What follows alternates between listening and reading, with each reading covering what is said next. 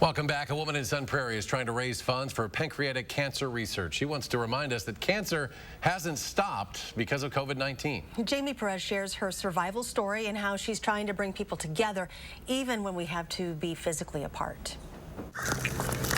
I feel like I'm a miracle walking. You know, I'm alive today because of my persistence and because the doctors took it seriously.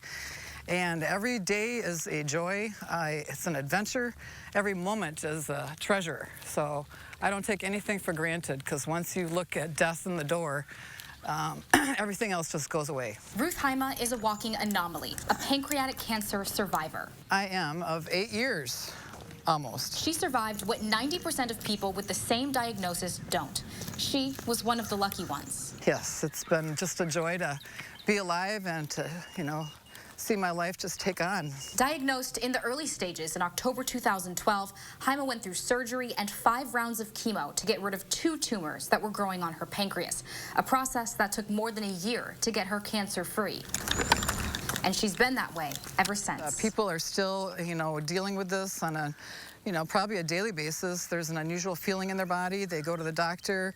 They have various tests done. It's still an ongoing thing. Life does go on, whether there's a pandemic or not. So people, need to be able to get tests and find ways to stop it. Her story of survival is now leading her on a new path to bring awareness and raise funds for cancer research so others can continue to carry on their own journey. To try to find newer ways to diagnose it early on, so people like me are not the, unusual miracle, but are the norm. What was supposed to be one big day of walking and raising money for the cause was just another victim of the COVID-19 pandemic.